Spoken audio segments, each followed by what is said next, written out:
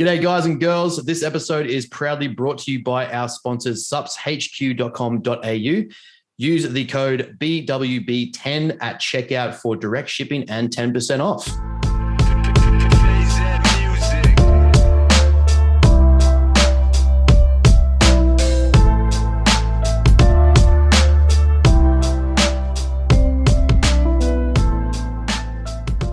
G'day, guys and girls. Welcome back to another epic episode of Bros with Brains. We are here with a good friend of both of ours, big fella Nic Weir. We are also joined by our usual host, Scaffy, and myself. How are we, boys? What's going on? Fantabulous. Same. Eating food, getting swole without training. Yeah. It's just how we do. Hey, Nic, while we're grabbing it right here, Nic. Here we go.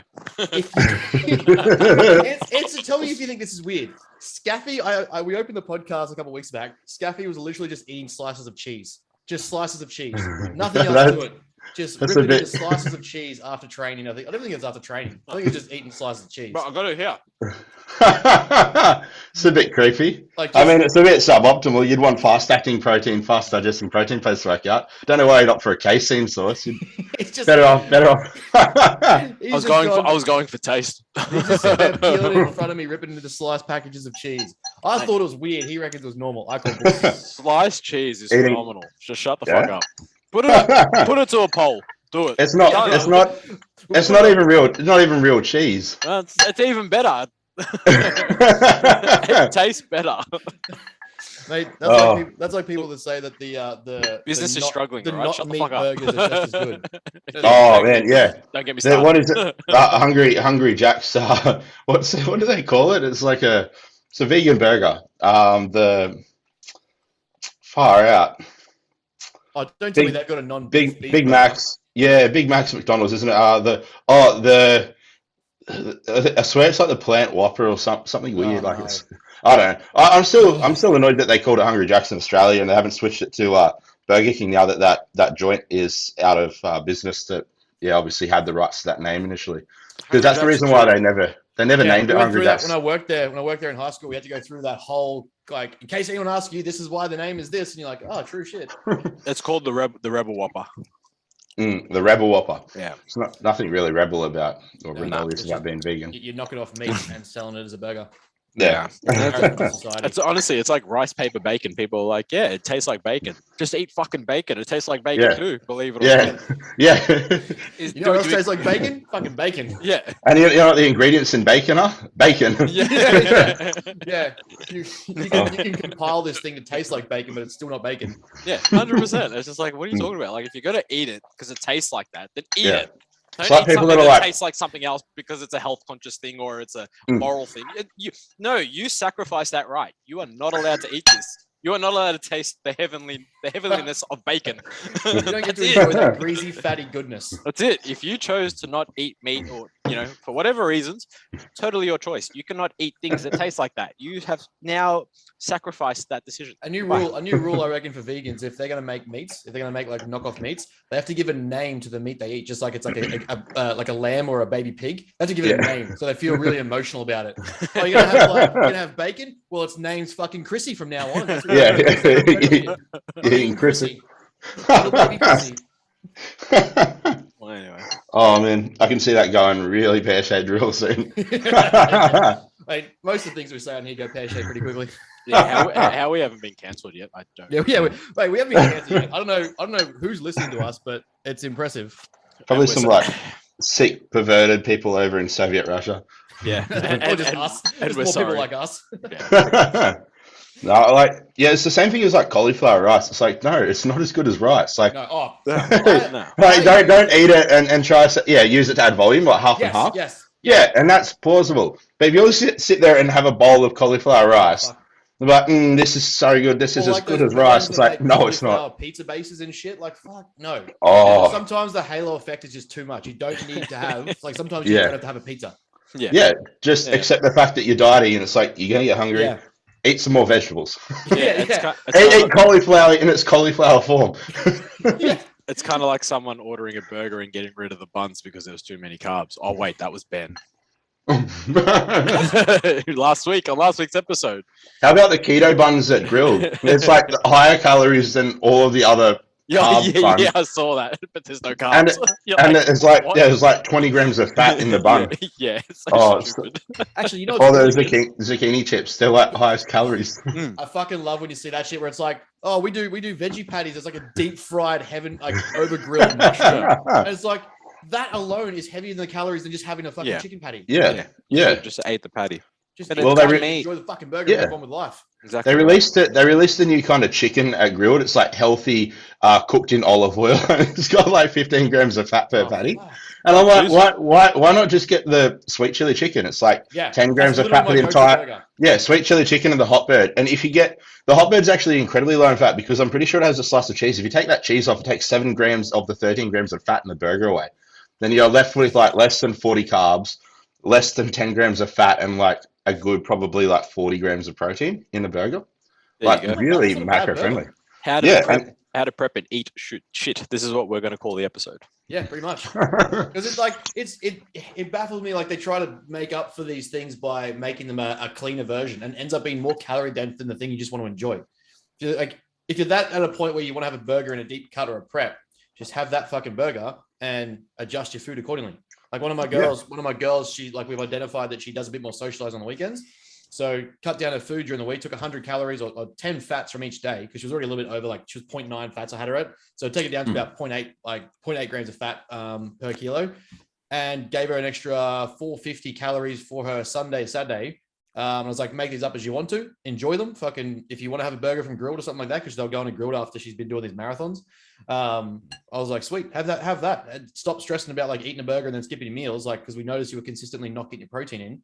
So I was like, let's just cut during the week because you're fine there, and we'll add that to the weekend. Boom, there you go. You're gonna have Grilled, you enjoy your burger, and we're not feeling guilty about it. You don't have to go try and sneak in a knockoff, similar, clean, fucking whatever approach to it and make up your own fucking food that just tastes like shit. Yeah. And be salty and miserable about it because it tastes nowhere near as good as real. Yeah. Well, people try and tell you like overnight wheat bix taste just as good as fucking like cheesecake. Oh, cheesecake. Yeah, it's like just leave some room on the weekend for a fucking slice of cheesecake. Yeah. Or if you're on a diet, just accept you're not having fucking cheesecake for a while. Yeah, exactly. Yeah. Scout some cheesecake, exactly you bastard. I actually haven't had cheesecake in a while, bro, but now I kind of want one. So that's what a big slap. Your high day on Saturday, we'll get cheesecake. Yeah, I'm down for that. I just walked through the city and there was like a Brisbane all-day markets food thing there. Yeah. And there's this random place called Cutie Pies, and it's literally just sweet pies, like slabs of sweet pie, like cherry pie, strawberry pie, apple pie. I'm in. Saw that on Instagram. There was an ad. They've got a really good looking pumpkin pie there. Mate, all of them just look fucking delicious. And I was like, I can't have that one. I can't have any of these. But I can, and you can live vicariously through me. You can just describe the texture to me. Yeah, I'll just eat it in front of you. Like, what's it taste like? Tell me. I'm just visualizing you. Is it bitter? I'm just like conceptualizing you two sitting down at like a bench or a table, and Ben's just like, "What does it taste like?" And I'm gonna be like, Captain. A little bit nutty. Like Captain America right at the end of Endgame. Yeah. I don't think I will. I'm just not gonna tell you. Too bad. It's like dick, bro. Don't even make eye contact with him. Just look off in the horizon. Yeah, exactly right. Secretly, Scaff's enjoying every bite, but he's like, "Oh, this tastes like absolute shit." I need to make him think this is missing out on something. I'm not even that bad yet. I've been good. I do turn to food porn on YouTube. Not as like we've talked about this before, but you turn to like people having their cheat days and stuff, and you watch them eat like whatever, and it's just like people going out to enjoy different foods. I'm like, I find that satisfying because I'm like, oh, someone else is enjoying food that I'm not going to eat for a while. Good for them. Yeah, there's a CrossFitter. There's a CrossFitter on YouTube that does really good like cheat day, full days of eating. I think his like name's like Nic Doper something. I'll get it up. I'll see if I can screen share. I'll give you access. Yeah, you'll give me access. Yes, you're welcome. Will you give me access to your Netflix account too? If you want. You have access to his butthole. That's the only question. It's the only reason why. There's no passcode for that. No passcode for that one. Open slide of that one. Just need pie. Yeah. Oh God. Oh, whoa, holy shit. Can you dude, I was just looking at this guy. That's the guy I'm talking about. Yeah, he's awesome. Like he did like a 20K challenge run a while ago, but like I think he's got Graves' disease or something, like a thyroid issue. And so he has to eat like 4,200 calories a day. And he's like small as hell, like to maintain weight. And he's like dice, like sub 10%. There's this donut place he goes to called like a 5.0 or 5 something donuts. Oh man, I want to go to America just to go to that donut place. Oh, there's some good looking ones. Like, yeah, in his most recent vlog, this one, what is it? He got some new ones. It was like what was it? It was a cookies and cream croissant or cronut or something. I'll get it up. Nick's already halfway through the episode. Yeah. See, I'm a real weirdo. I watch people eat food when I eat food. It's like so do I. It's especially in prep. It's something. Yeah, well, it's something that happened to me in prep, and I've just obviously like it's just carried over, and I need to stop it because like so easy to just mindlessly eat when you do that. Well, I use it for like it'll give me ideas of what I want to eat, like come off seasons and stuff like that. I'm like, I want to explore different foods and places like that. So seeing people enjoy food like puts me to think about where I want to go and eat. Yeah, well, that's actually a good idea. Do you find when you're like dieting on Instagram, you screenshot all these like cafes that get advertised? Oh no, I do that. I used to see that, and then the first thing that's the first week I start prep, I go through and delete every food account that comes up. I'll just unfollow them all, like restrict them. So like, because there's like one of our sponsors, one of the owners also owns cookie and baked goods, like gourmet cookies. Yeah. Oh man, they are phenomenal, like American New York cookies. But they're stuffed cookies. If I you follow just that page, hate life. Just comes up with bulk cookies. I'm like, nah, dog, not for me. Yeah, not cool, eh? It's not. Scaffy's just not like, fun. I'll just eat cheese, just slice the cheese. I'm good. I don't have these dieting issues. I just eat what I like because I like it. Yeah, whatever. That idea of training in an optimal, range for ever. It's great. I'm down to did my numbers and stuff at the moment, so I'm hitting the 60 mils already, and I've got 60 mils of tren a week, right? Yeah. 100%. Yeah, 100%. No, that's the good man. 60 mil, because how many weeks? That's amateur doses. Yeah, that's amateur doses. What are you talking I about? do 60 mil a day now. That's not even NPC level. Oh man, imagine I couldn't imagine that. Someone would like blow their brains out on that. Yeah, after 3 days. We always pre-established that this is not medical advice. Don't do what we just said. Guys, don't do drugs. But if you are, listen to us. No. I just did my waist measurements as well. So I'm at 35 inches already, which is good because it'll come down to about 30. It'll come down to about 28. That's good. It strips off, like my waist tightens up real quick. So my goal is trying to get at least the 30 sub 30 waist with the increased size. So it's on track for that, which is good. Only got 5 inches to drop from there, which it does because I hold there. Like my fat mass around my waist is like one of the worst spots. So to already be at 35 inches is pretty good. I'm pretty happy. That's really good. Yeah, considering how far out you are still, like, and obviously, like, I mean, man, 60 mil over 9 sites. Yeah, we do 9 sites. That's good. That's good. I saw someone. I can't remember if we spoke about it. You messaged me. Yeah, I saw someone, and I sent it to you. That's right. Yeah. 4 sites he used to justify his 6% body fat. What was it? 4 sites. And was one the cheek? Yeah. So like, one's the back of his calf. Yeah. I was like looking at it, and you look at the even if you pick the fatter spots, but he chose this, like, whoever his. This is the Poliquin method, isn't it? Yeah. Where they do the cheek. It's like they base it off all these like hormonal responses. I did see that one. It was like we won't get into that. I had to check 14 spots for the Poliquin body fat assessment. I was like, probably not. Do that? Understand that body fat distribution is so individualized, and like some people, like, it's like, yeah, cool, like your cheek might be 2 mil, but like that the back of your hamstring is like fucking 20. That's like this guy. Like, don't get me wrong, this certain Instagram bodybuilder looks great. Like, he's already in good shape and will do well. But if you're being honest with yourself, 4 sides, 2 of which are your arm, probably stop it. Like, stop it. Don't even share that. I wouldn't even tell people that as a number. It's like measuring your dick from like behind your ball sack. Like, it's not accurate. You're like, the base of the shaft, nothing else. You're lying to yourself. Tip or nothing. You just need to worry about the girth of the tip. That's it. That's it. Yeah, that's all that matters. Yeah, like we and like when I noticed, like, because I used to be that my lower back was the fattest spot. Like when I first went with Dolt, it was like 30 mils. It was disgusting. Like my stress and just body was shit there. fat storage was horrible. And then it started to really thin out and lighten up. So we adjusted to pick the fattest spot and move it across to more towards the hip. So that I was actually getting pure fat mass and seeing actually how tight that was getting. That's the whole purpose of it.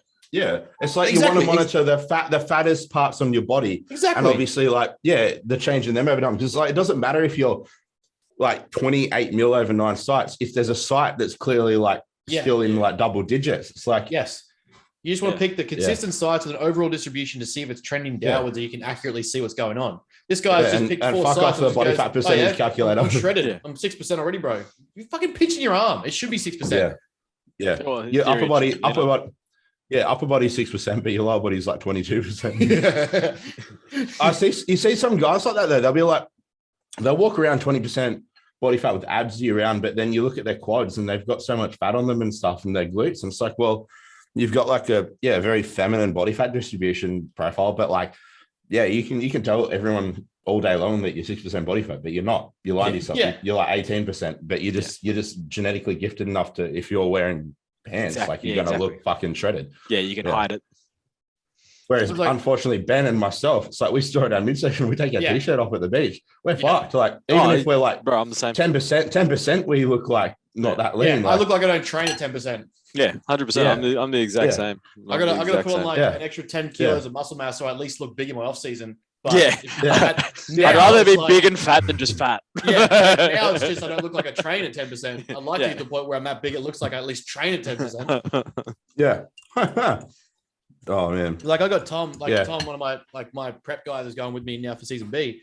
He is just like genetically gifted at his fat distribution. Like he's just like even all over. He will a little bit more watery through the back, but also like he'll hold abdominals in off season when he's pushed up to like 110, 115 kegs. He'll still hold abdominals, but it's like they're just pushed out, like it's a bloke more so look.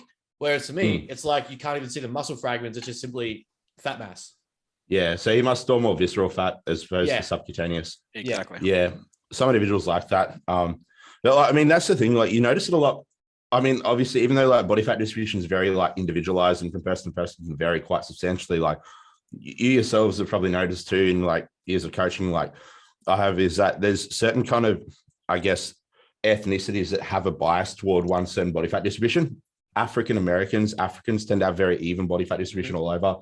Similar to Asians tend to store more in their upper back. But I find upper back and like sometimes in their quads, but their abs just stay lean, even at like 20+% body fat. It's like, you see an Asian with a gut, they are a fat motherfucker. Yeah. It's like the ethnicity of extremes. It's kind of like age as well. Yeah.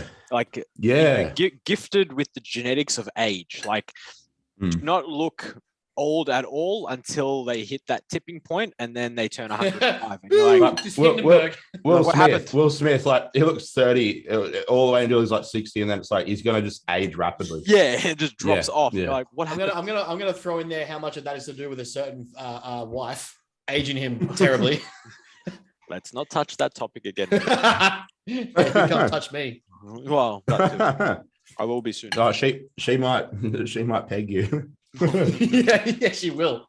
Yeah. There's no so big Nicholas finished season A this year with his first comp and absolutely slayed it. So he got first time classic physique gold, novice gold. First timer. I didn't do novice. I was going to do novice, but a few people talked me out of it. Like, just do first timer and then do opens, and then you can always do novice next comp anyway, because like you can do a novice obviously until you win a. Yeah, you can do novice, you just can't do first timer. Yeah. That's fair. How'd you find the whole thing being your first prep? It was good. I mean, I didn't get hungry at all throughout prep, which was weird. I got like, I don't know. I had the urge to eat a couple of times, but it wasn't out of hunger. It was out of like, I missed the feeling of feeling recovered. Yeah. And it's like feeling recovered and not like, I suppose deprived is like the driver for me to want to eat. It's like I don't get hunger pains. I woke up every morning like not even wanting to eat breakfast. It was weird. Yeah. But then again, saying that too, I honestly think I could have got a lot leaner. There was a point about 6 or 7 weeks out where I wanted to push deeper, but had a couple of people tell me, "Oh no, you're lean enough." Like they said, like, "Oh, like you don't need to dig deeper. And I thought to myself, well, I'm on 250 carbs and I'm like 6-7 weeks out. I think I can probably push carbs down close to 100 or even just below. You drive some aggressive fat loss and like titrate and reverse back up into show. And I honestly would have rather doing that than obviously the approach I took, which was just like take it patiently and then freak out as I got closer to the show and start cutting it more. It's like, but it's a learning process. And like, yeah, I enjoyed it. Opened my eyes a lot to, I suppose, bodybuilding and it itself as a sport in its entirety, because before obviously prepping, I kind of had, like, obviously loved bodybuilding, but it was like I always had this impression that it was a very vain, self-centered sport and everyone is in it for themselves. But it's actually a very supportive community where everyone kind of props each other up a bit. And it's really, it changed my perspective, like a full paradigm shift on bodybuilding. And I love it more than powerlifting now. I think because that was one thing I liked about powerlifting was the whole community aspect, but I feel like that's starting to dwindle away slowly now. And bodybuilding, it just seemed like a really kind of, to my surprise, supportive community. Yeah, I think I don't know about you, but I noticed like, especially amongst the novice ranks, there was obviously like everyone's amongst it with each other and like being like chatty and supportive and like, you know, looking pumped, looking jacked, looking shredded, all that sort of shit. The only thing I really noticed was amongst like the bigger rank guys, there was a bit of, I don't want to say attitude or ego, but there was a bit of ego there, like amongst the bigger named guys that were kind of like the expected top tiers. Obviously I can't speak, I'm sure Scaff can, on the community side to powerlifting, but yeah, I found amongst the general competitor, even if like you might go to your novices and stuff like that, the opens, because I did opens under 90s and that sort of thing, didn't matter where you placed, everyone was like, you look sick, fuck yeah, this is awesome, how'd you go, have you got a posing routine, all that sort of shit. But it wasn't until like, I got to Arnold's and then looked at, like, there was just the old school bros, hoodies on, headphones on, don't talk to me, don't go near me, got to get my feet rested. And it's like, yeah, I get all that, but at the same time, like, man, chill down a bit. Yeah, well, I mean, because at the end of the day, it's like, if you're going to win, like, you're going to win. Like, being a dick or being friendly isn't going to jeopardize your likelihood of winning. Like, yeah, you can still just flip the switch and focus when you need to, and then just be a, like, inviting kind of person outside of that. Yeah. I said, don't discredit Nick from the powerlifting as well. He was a powerlifter before he was a bodybuilder. Or didn't you know that, Benjamin? No, I didn't know that. I was a very bad powerlifter. I was a lazy powerlifter. I mean, all powerlifters are lazy. That's fine. What's a bad powerlifter? I'm curious. I do my main lift. And then I'd look at my accessories and like, yeah, no. Hey, now your program. That's why I wonder why I got injured so much. And then it's like I switched to bodybuilding. I actually did all my exercises. I started grinding. I'm like, I have a program. Wow, this is fun. Yeah, who would have thought doing the work actually gets a result? Yeah. And like actually like strengthening yourself entirely from like a structural perspective, like prevents injuries. Yeah, it's instead like, there is something very efficient. Yeah, there is something to these accessories. Yeah. I was like one of my new guys, like I had to explain to him, he's coming in as like just a broken body of like niggles and injuries that never really repaired. Physio, like very, like we talked about the other week, like physio methods are just simply like massage, chiro, fucking cracking and dry needles. I'm like, cool, man. None of that rebuilds the problems. So we went through like where his weaknesses were, got him to like, I had to explain to him like, look, the first 4 to 6 weeks is just going to be us going through a priming phase of getting your body ready to handle load that's going to be coming up. So it means things like identifying weaknesses, like where's your shoulder rotation? Where's your rotator cuffs? Where's your actual shoulder impingements and things like that? Because it's getting these cliche words to diagnose. And I was like, do you actually have impingement or just poor mobility? So went through all that with him and like getting someone to understand that though it's boring, it's not as exciting as like 1 RAR, 0 RARs, cluster sets, heavy top sets. It's like, we're just going to go through a simple priming phase program for the first 4 to 6 weeks, get your calories to maintenance, see where you don't lose weight, get your body ready to actually handle progressive training for the next 6 months of blocks. And it's like, yeah, that makes sense. I move like shit. I'm like, okay, cool. So when you understand it and you justify, like, makes sense. You probably should do that. Because then he went to train. I gave him like Dow sticks and like, all right, so before we do things like shoulder work, I really want you to start mobilizing, get your shoulders to move. Gets the Dow stick. He's like, bro, I can't move it. I was like, we're gonna work on that. Red flag. Yeah, I was like, imagine we're going for one with this program. Yeah. No, I mean, it is funny still to this day, that whole diagnosis thing from physios and osteos and chiros and just health practitioners. It's like they can't get it right. It's just like, just stop. You wonder why you get ragged on all the time. Yeah, and then people all of a sudden they identify with their problems, and it's like, well, Yeah, they've been you've told just this, therefore. you've created an issue. Yeah. You haven't resolved an issue. You've just Exactly created right. another problem or another Yeah. layer to it. Instead of just Yeah. leaving it alone and being like, yeah, it's sweet. Like, you know, you got a sore shoulder, we can work around it. They go, oh, you got impingement. Yeah. Oh, therefore I can't No, train. Yeah. my shoulders. it's the I've got lazy glutes. Like, what? Yeah, no, you just move The like glutes shit. aren't Look, firing. No, you fix how just you squat move. like shit. Yeah. My glutes don't switch on. Like, Yeah. Yeah, they that's what it do. is. That's Yeah. why you can't get below parallel in your squat. It must be your dead glutes. Yeah, If your glutes didn't switch on, you'd be falling over every Yeah. time you try to walk. yeah. Your glutes just atrophied to the point they don't exist. We get it. Like, Amnesia, complete Even glute more amnesia. extreme like Yeah. than that, and I don't mind sharing it. But like my uncle, for instance, like I ran into him. I caught up with him. He came to mum's place on the weekend. It was like the anniversary of dad passing away, so we had a barbecue and stuff.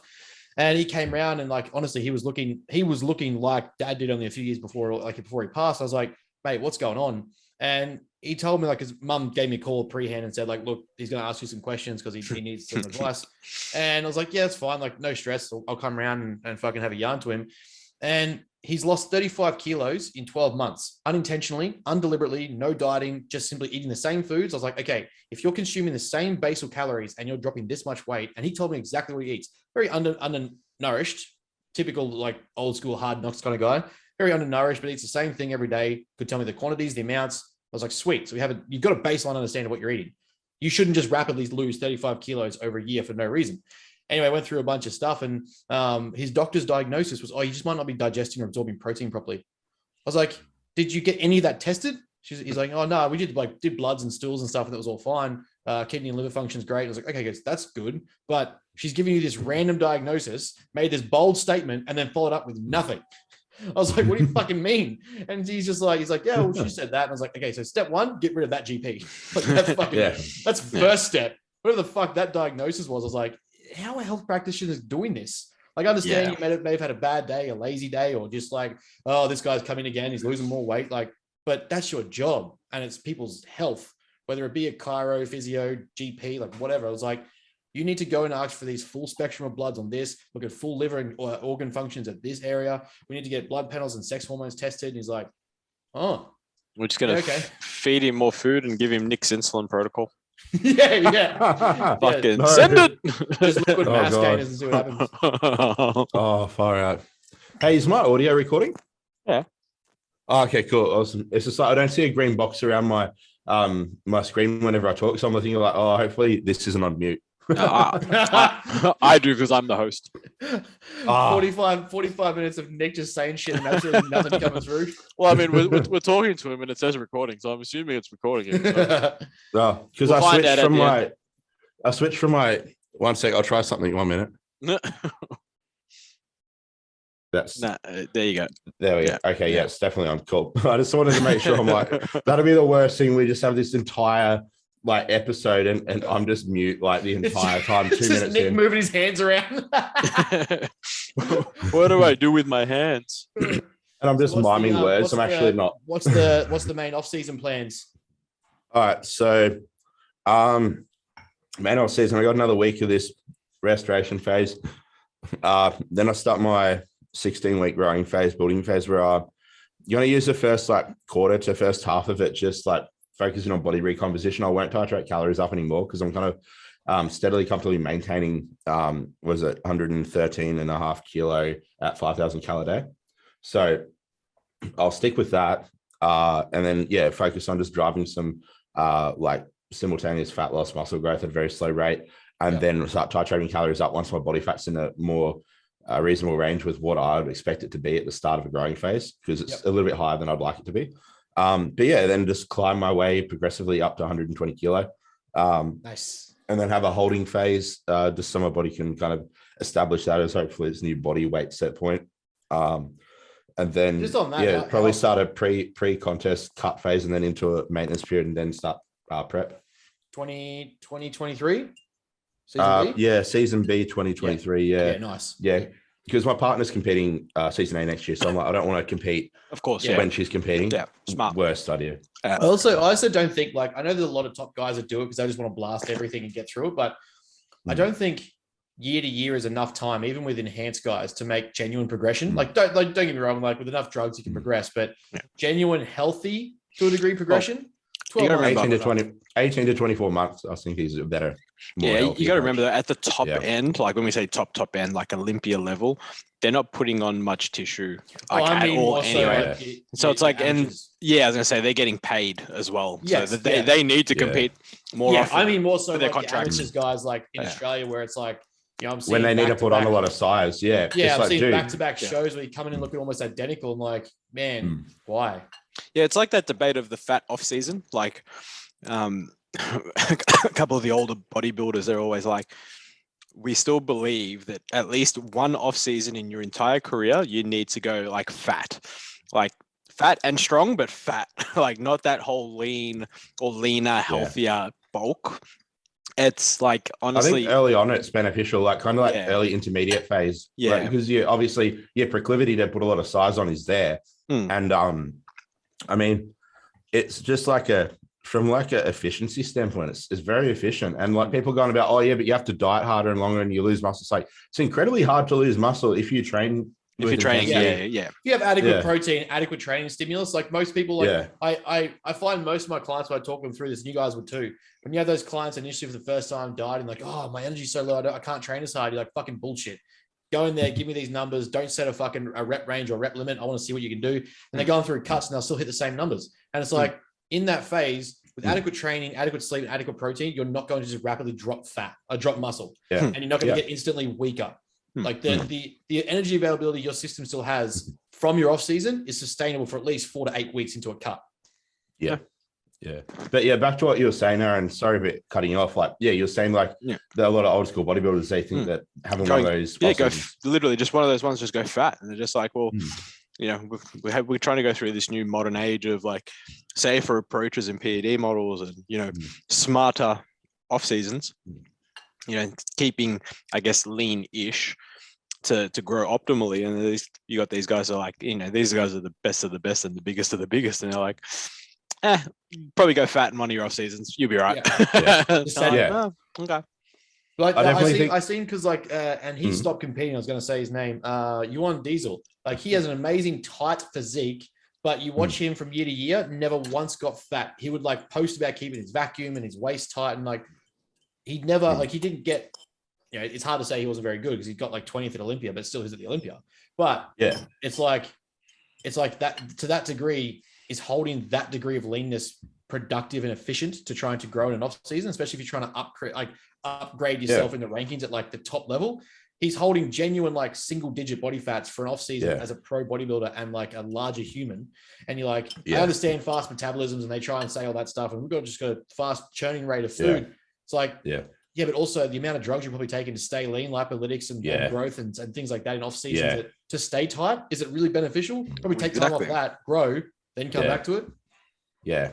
I dare say, like, just based on the calories he's consuming, like his off season, it would average like 20,000 a day. Like, he wasn't very active. He was pretty sedentary in his lifestyle. So I mean, like, he trained twice a day. But we know you don't really burn that many calories doing weight training. There's energy cost in the recovery process post training, but he would have been, I reckon, hammering T4, T3 year round with GH. Oh yeah, for sure. Just to keep that basal rate up so high, because obviously T3 is going to contribute a lot to like energy turnover. And I mean, there's only one way you can justify someone eating that much and not pushing over like to double digits. 100%. That's also an interesting one.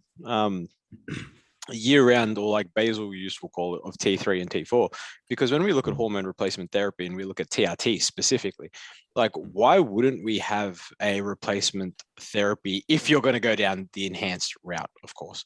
The growth and insulin and T3, T4. Yeah, right. Like why wouldn't we?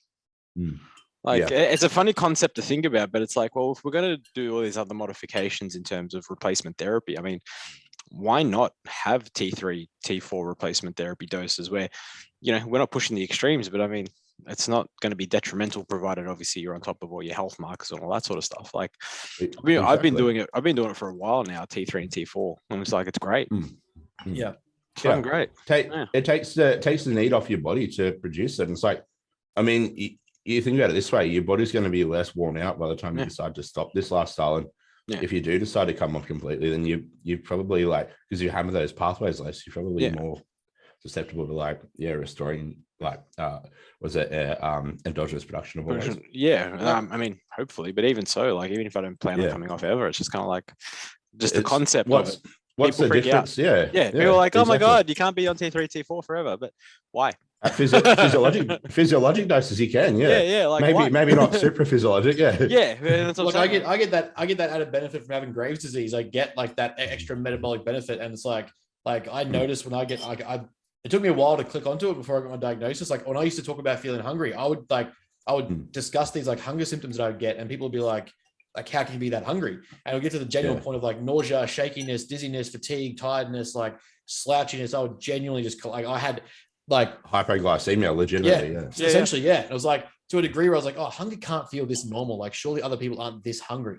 And then I wasn't until I was like, I think I got checked out after a breakup, and like I was going through all these pain medication, my back injury. I was like, look, all these things feel fucked. I don't feel right after this doctor gave me all these meds. It was like 4 years straight of like Lyrica and Endep and like codeine and stuff. And I was like, this feels off. Went and got tested, and like, oh, by the way, you have an overactive, like highly dominant thyroid. And I was like, cool. Like, yep, here's Graves' disease. I was like, oh, fantastic. And that started to make sense that I didn't treat it, because to me, I'm just like, well, now I just eat more food. But yeah, it was like I go for that, and I'm like, oh, this fucking sucks. Like you go through like because I fast, I try to regulate it by like in my off season. Like preps now, for instance, I have my first meal like 1 o'clock.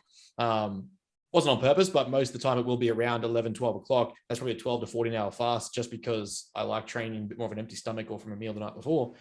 But fuck me, that back end where it's like, oh, I'm really time to eat some food. Like you start getting that overproduction where your body's like, cool, you now hypoglycemic and you feel like a piece of shit.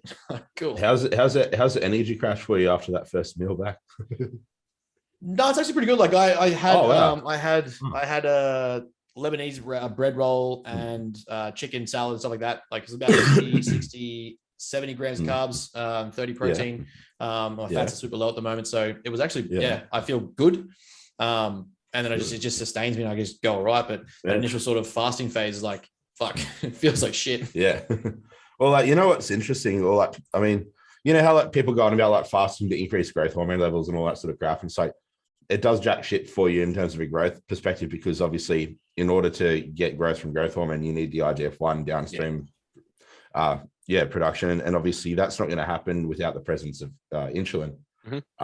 And so like, it's like, the interesting thing though is like if you're doing like say a basal like dose of Lantus or whatever, like a prophylactic basal insulin dose once a day or whatever, if you're fasting while you have that in your system, it ramps your IGF-1 levels through the fucking roof. Normally.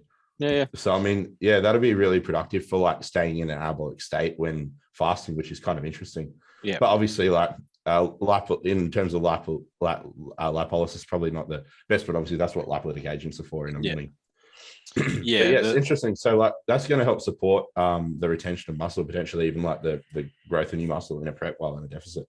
The only problem is you have to potentially experience that feel of going hyper.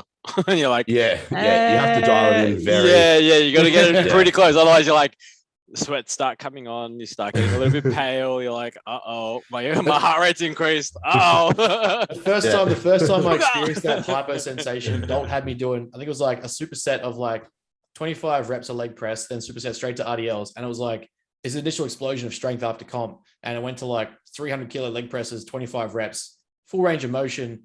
Then I'll go to RDLs at like 120s. And I felt like the pump was insane. The training sessions were sick. But I forgot to bring a Gatorade, and the fucking vending machine in the gym was out, and I was like, "Fuck!" Started getting trembly. Oh yeah, I was like trembly as shit. I was like, "Holy crap, this feels like crap." And then I got some carbs. The rest of the session felt amazing. Like that quick bounce back, I was like, bordering on death just here. 100%. You know, it's funny too. Like when people do start going hypoglycemic, they go to the extremes and they flip out and they're like, I need carbs, and they just have like 100 carbs. It's like, dude, you probably just needed to sip on like 10 carbs and you would have been good. You only need like 20 grams. You're pretty sweet. You'd be fine. Like, no stress. Well, it's actually a whole bag of lollies in my bag. Well, what's even more funny is when you get that sensation, you actually don't do it, but you could if you were willing to experiment. You could actually just go through it, and you'll come out fine on the other end, because your body will start to break down certain things in the body to start fueling. and the substrate. So you just Muscle, like, well, muscle, glyconeogenesis. Nah, that's well, probably nah, the last course of action because it's such a energy expensive. Exactly right. Yeah. And that's exactly what you just said. It's the last thing that it'll do. It'll literally go into skeletal muscle. It'll go into muscle glycogen first. Yeah. So it's kind of like don't stress. Muscle and liver glycogen. Yeah. Glycogen. Yeah. Like don't stress. You got more than enough. It's like having an aspirin attack. Like the faster you stress about it, the worse it gets. Instead of just like, it's okay. Yeah, I remember the first time it sort of happened, I was freaking out. And then I'm like, and then when I read about it, learned about it a bit more. The second time I did it, I actually did it on purpose. I'm kind of like, I've got like things here. I'm ready. I'm ready. I'm just in case. Is that the bodybuilder equivalent of self-asphyxiation? Yeah, like I'm just curious to see what happens. Like I've got to get ready here. Oh shit! I'm sorted. I'll be right. And then just went through it. And I'm like, you know what? I'm fucking fine. It sucks. Don't get me wrong, but you're fine. Pretty wank. You see Scaffy doing some insulin to see what happens. I'll do insulin. Let's all do insulin together. You're saying putting the necktie around his neck and walking over to the door handle. You're like, oh god, what's happening? But no, seriously, on the topic of like, I guess masochism in bodybuilding. There was a guy that I used to talk to like when I first moved to Brisbane back in like 2012, 2013.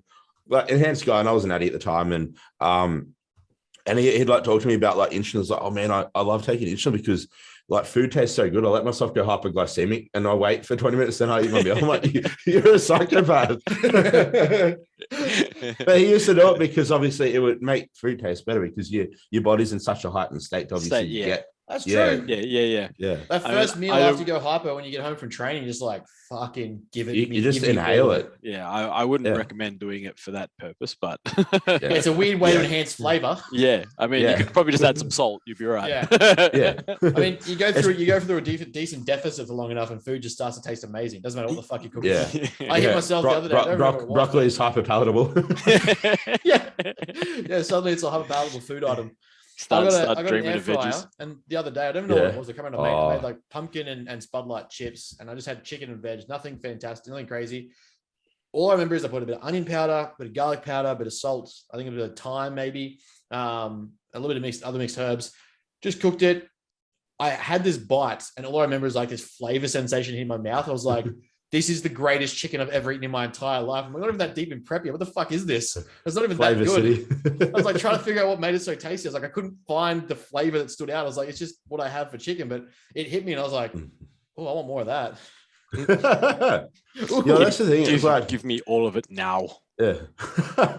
I think that's the danger too of dieting. It's like a lot of people when they start dieting, like more like laymen and stuff, they'll do that, but they'll do it to the extreme where they make their food so hyper palatable they struggle to put the fork down. It's like you're shooting yourself in the foot twice. Like exactly. Like you want your food to taste good in prep, so you don't like hate life, but you don't want it to taste like that good. I say make food taste like 70% good, and then you sweet. It's like you're going to be able to eat it, enjoy it, and then put the fork down. Whereas if you make some like super sweet thing with a bunch of artificial sweeteners and salt and like man, you're in for like a potential binge fest. Like. And that's where like the halo effect comes in, right? Where everyone keeps making all those random dishes that are just like hyper palatable shit, but it's not shit. Like understand like each ingredient could be fine. Cheesecake. Yeah, like fucking Wheat Bix cheesecake and all that sort of shit. Like I get it. Yeah. It can be fun. It can be good. But if it's something that you have to do every day because you need that craving hit, it's like you should probably learn to mindfully accept your hunger signals and actually explore them and see where they come from. Because it's probably not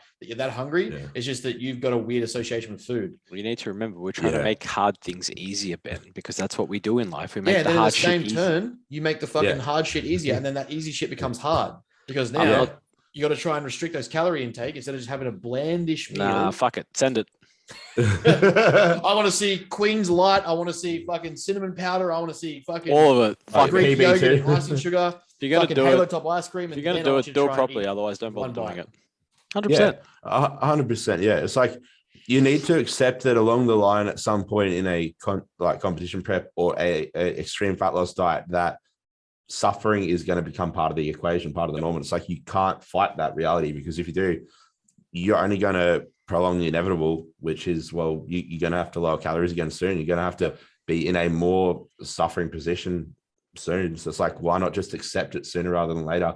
And then once it's done, be done with it and return to eating normally. The best part is in like the mindfulness research too, and like the mindfulness application, we can see when people actually apply things like mindful acceptance of food signals, hunger signals, craving signals, instead of allowing them to like stimulate them and actually go to act on them. If you sit with them, just like you do with things like anxieties, ADHDs and stuff like that, where it's not saying it's going to cure it, but when you can actually sit and accept with what's going on, you understand, explore it, you can start to see where it's coming from. And most people's hunger signals or these cravings they have, like such high demand for sweetness, is not even related to their hunger, and they actually can get through it, and that de-escalates the signaling anyway. So when it comes to like the cravings for those sweet foods, like you start doing those cheesecakes and shit that aren't even cheesecakes. If you actually just stop a minute, accept that hunger signal and look into it, explore where it's coming from, like actually notice in your body, like there's more so in my head that I'm feeling this, or it's more so in my fucking shoulders, I'm feeling stressed. Now all of a sudden I want this cheesecake. It's probably not how hungry you are. You've probably just got this signaling association where you're like, oh, hunger, this really sweet, palatable food, and your body's just making you want to go have it. So we actually see that it can decrease that stimulus or that craving signal, and you can get through it a bit easier if you just take that 5 minutes between thought action and just accept that it's going to exist. You go, oh, look, I'm feeling hungry, feeling fucking stressed, I'm feeling anxious, whatever, noticing these signals and these stimulus. I just need to stop for a second, let it pass, then see if I'm still hungry. Chances are you're probably hungry, but you'll just not be for that shit. Yeah, the whole like what is it, like the different types of hunger you can experience? I don't dive into that bullshit too much, but there's like they've got specific names for it, don't they? Like the hedonistic hunger and all that sort of stuff. Yeah. So at the end of the day, it's like you're either genuinely hungry or it's like a pseudo hunger. That's the way I see it. It's like, I saw Jared Feather say to Mike Israel, is like, if you're starving in prep, you're genuinely starving, and I put in front of you a bowl of casein custard and there's with no flavor, and you don't want to eat it, you're not hungry, you're bored. Yeah. And like, it's good. That's a very good, I suppose, way of drawing the line between hunger and just boredom. Yeah. I think that's the thing, because your mind's so idle when you're dieting, because obviously like low energy availability, that sort of thing, as it sets in more and more, you typically want to move less, do less, your NEAT drops. And so obviously you're just doing less in general, and your desire to do stuff isn't there as much. So then you start thinking in that period where you're more idle and sedentary, and you're like, oh yeah, like food. Yeah, like you said, it's more of a boredom thing as opposed to a like genuine hunger. Yeah. I often get people to go look up things like the diet that existed in Stalingrad 1944. When people tell me about hunger, like if you can go listen to, watch, or read a book about Stalingrad's dietary intake during 1944, I promise you're not hungry, you're bored. They literally got to a point of starvation and eating each other. They were eating feces. They were mixing sawdust in with the airdrop bread dough that could get through the Nazi blockade. Like, they were living on something like 700 calories per day. The frontline soldiers were getting the most energy availability, which was like 1,300 calories a day. And this is before we really understood calorie intake. They just knew they need to be the ones with the food. But Stalingrad literally got to the point of like a percentage of people were eating dead bodies. So when you're that hungry, where you're willing to eat some dead body and some feces, you're probably pretty hungry. If it's not at that degree yet, you're probably not that hungry. Yeah. You're not in starvation 100%. Mode. You're just in boredom. Oh man. You're not in starvation mode. Probably gonna store fat. Yeah. Let's not go there either. Oh yeah, like the amount of times it just brings back bad memories of when I was a face-to-face PT. I don't want to think about that.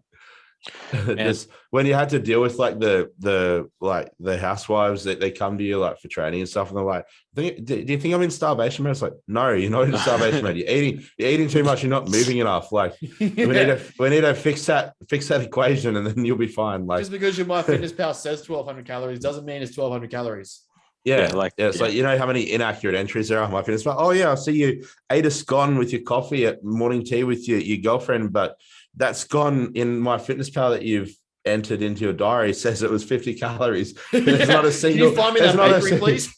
Yeah, there's not a single scone that I've ever found that is less than 300 calories. Like, and so they'll try, and like they obviously good intentions, but yeah, man, that starvation mode thing, and that's just like it's the biggest piss take of the 20th century and even the 21st century when it comes to dieting. There's a whole episode alone just there on that concept. Oh yeah, you could go on for ages. Like, so probably best not to dive into it too much. We're gonna be here for a while. We got a lot. Oh fuck! All right. Yeah, I was like, that's what I was we got questions. Yeah, let's start. Yeah, we got a lot. Sorry guys. No, time. timestamps like wasted time, and then like from this point on, like just so they can click and start listening to Yeah, I the just thought I'll check what the questions, if any more have come in. And in the last hour, we've got like another 7. So that should be. Fucking hell. Usually we get like 5 or 10 tops. Yeah, no, we've got a few here. So should we start off with Jesus? Okay. Don't know what it's not even a question. That's just a weird comment. How powerlifters should approach training with injuries, niggles, longevity in powerlifting? Just do squat, bench, dead year round. Yeah, All day, every day, every session. 1 RM testing every session. Yep. SPD all year round. You just adjust your rep range. And pain is weakness leaving the body. So My eyeballs are just sweating. I'm not crying, I swear. Periodization in training is a waste of time. You shouldn't focus on accessories. Just do squat, bench, dead. Yeah, I mean, really, let's kind of give him a semi-serious answer on this one. Yeah, like let's give him something educational, I guess. Can you paraphrase the question again? Like, how did he word it specifically? How powerlifters should approach training with injuries, niggles, and then longevity in powerlifting. So how should they approach it? I'm happy for one of you guys to go first, or I can go first. Yours. I've done more than enough chatting about programming. All right. So first you put the lotion on the skin, or else you get that. No, I'm just kidding. So basically the way I'd personally approach is, it's like, all right, cool, niggles. That's very vague. Like, what niggles? I'd identify what the niggles are first and foremost. What movements they're like experiencing these niggles on, like is it one lift, or is it a series of like exercises associated with a certain movement of their body, like, and then from there I'd like strategize. Okay, well, clearly like this is a little bit fucked at the moment, so we need to take a bit of a conservative approach at that. But you can deadlift fine, you can squat fine. Let's like still hammer those and drive for some progression on those while we address this issue. And it's like, well, you're not like, I don't like to use the word training around, because it implies like you're just going to like ignore like the fact that is present and prevalent and needs addressing. Rather, like, you want to train in a way that obviously like allows you to move forward, but obviously still at the same time addressing that as you go along. So yeah, identify the issue, identify what's causing it, or what is experienced on, and then look at alleviating that while still driving for some like periodization in other parts of the training. And I think eventually you resolve it. Yeah. You want to look at too is things like, is this coming from previous coaching from someone else? Is it coming from coaching with us? Is it coach on your own? Are they doing things like just giving you squat, bench, dead year round, where it's like you haven't addressed weaknesses, you haven't actually improved or built things like stabilizers and rotated cuffs and stuff that are going to be recruited in these movements. And obviously, like, I don't know about you guys, but I find that the body tends to cave to its weakest system, right? Like, it will find its like, it will try obviously generate, if a certain thing is not working properly, it will generate force from somewhere else, or it'll compromise somewhere else. So for a lot of these times where these niggles come in, it's like, how much of it is to do with the way that you set up, or the way that you isolate those weaknesses, the way that you've strengthened those things previously, how you position yourself to generate the most amount of force and the most amount of weight to move. So, assessing that to see, is there tweaks here that we can make before getting too heavy? Because if we get too heavy without improving them, you're going to compromise back to that shit form anyway. Yeah. Because it could be something as simple as like your lower back pain or like lower back injury. You have shit quads, they're weak as fuck, and that's the reason why you fucked your lower back. Like, or like your glutes, you just haven't like effectively like utilized your glutes in a lot of training for a number of years, and now that's obviously caused a bit of a discrepancy in how you move overall, and that's obviously led to the injury. And so, but like you said, if they come to you from another coach with an injury, which I've had before, like a powerlifting guy actually not long ago, he came to me from, I think it was self-coaching. He had like a physio coaching a little bit, but he had him on some like DUP, like RIR, like program. I was like real generic, but it was. Bet you I could name the coach. I bet you I could name the person. Oh, probably, yeah. But like, he honestly came to me, and then like, he was good initially. He's like, I want to get, like, I had this like injury. He told me about it with the screening at start. Like, so he had like injury to a couple of his discs a while back, and I was like, okay, cool. Like, well, is it good now? I was like, yeah, it's good. I haven't had issues with it for ages since I saw my physio or whatever. I was like, okay, sweet. Well, here's the first block. It's an introductory block, and we'll like adjust things and make it more personalized as we go once we gather data, and see how you move. And then he like had a reflare of like his old injury about like 4 weeks in, and he's real down and gloomy about it. And I was like, look, man, I can help you, but in all honesty, like it does also step outside of my scope a bit. I'm going to refer you to an EP that I trust. They saw the EP and they've sent him back to me. They're like, look, he's all good now. I was like, sweet.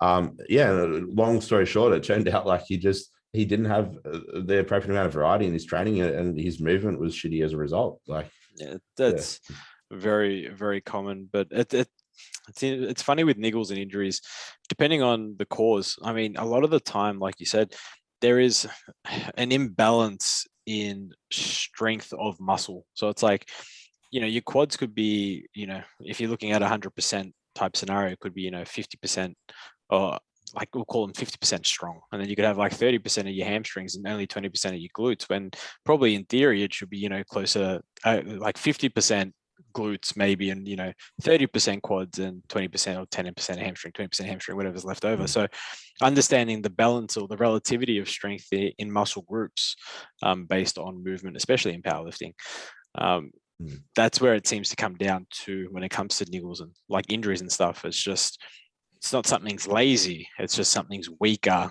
in comparison to the other groups being used. So relatively speaking kind of term. Like, exactly right. And that can differ. You'd probably agree it can differ from person to person. Like, I mean, the whole like 30% quads, 50% glutes, it's like it's a good like generalization, but then depending on your structure, it might be slightly varied. It's like someone over here, like due to their makeup and the way that they just naturally move when they perform a kind of like general pattern, like they're going to be more quads, less glutes. But then there's Harry over here, more glutes, less quads. And if you try to say, oh, your glutes are too strong, you might do that, and it might fuck up their movement and cause an injury. Exactly. I get what you mean. But you can kind of like we know from once you see a, I guess, health practitioner that actually knows what they're doing, and they're going to be able to tell. They have fire and few and far between. If you get lucky. If you get lucky, they'll be able to give you an idea or an inkling, and then you can start to, play around with the process, and then you'll be able to measure the outcome. And if the outcome is, being achieved injury-free, well, hey, you're onto something, right? 100%. Yeah. So it's funny. It's someone that I know. It's like, how much do you guys actually know? Physiological adaptation processes, responses to exercise. So I think he's like trying to ask, do you know what the actual responses are or adaptation processes are? As like an arrogant question, like trying to like he's just being a smart ass. Just trying to be a smart ass. Is a strength and conditioning coaching, because I always hang shit on strength and conditioning coaches because they don't know anything. I mean, us EPs actually learn something about physiology. I mean, it's really not complicated. If you really want to get down to basic responses of exercise, we have a bit of an increase. I don't know anything. I just study pre-med, so I know jack shit. I mean, I'll take it, and I can relate it to you as well. You know what myoglobin is, right? So content gets higher. So kind of light bulb, right? Right. It increases. Who would have thought? So your capabilities and ability to store oxygen in the blood gets better, so you get more efficient at using oxygen. Hence, you need less. That's why your heart rate lowers. Who would have thought? And also, your muscles get bigger, which means you can store more glycogen in them. Who would have thought? It's really the basic responses. Fucking strength and conditioning coaches don't know anything. I told him he's a good mate of mine. He messaged me. He's like, I'm going to send you a question. And I replied to his message. I'm like, bro, you're not even going to listen to the episode. Shut up. This one would be perfect for Ben because he loves this sort of shit. Is comparison really the thief of joy? And if so, why do people find joy in competitive sports? It's a great question. It's a great question. It's a good question. And no, I don't think it is. I think it's a very heavy misdemeanor that has been utilized by a lot of the feel-good, anti-fairy fucking coaches that you should just be happy with how you are. Don't compare yourself to someone's page 23 and you're on page 1. That's great. Like that's a fair assessment, but at the same time, comparison across a whole list of things has made us better at a whole list of things.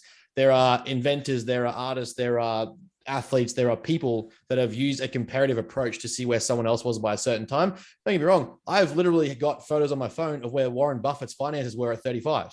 Now, does that mean that I'm a piece of shit and I feel bad because Warren Buffett is richer than me right now? No, but I know where he was and what his plans were and what his like, his financial situation was at that age. And am I on track with it? Or am I reaching it? Am I, those are markers that I use through comparative assessment. The thing that people don't understand is what we have called social comparison theory, and we have things of what's called upwards or downwards comparison. So we generally feel better about ourselves when we make downward comparisons because we look at someone beneath us that we rationalize as being below us or we're better than, and it makes us feel good. We then have upwards comparisons, which we can then generally start to feel bad about. We make up scenarios and stories about ourselves. Like we have, this person had it easier than me because they're worth $1 billion. So, they must have had an easier life than me. You don't see the 20 years that went into their development behind the scenes that made that billions of dollars, like people that rip on Elon Musk. It's like we have those comparative spectrums and scales that can determine and dictate how someone feels.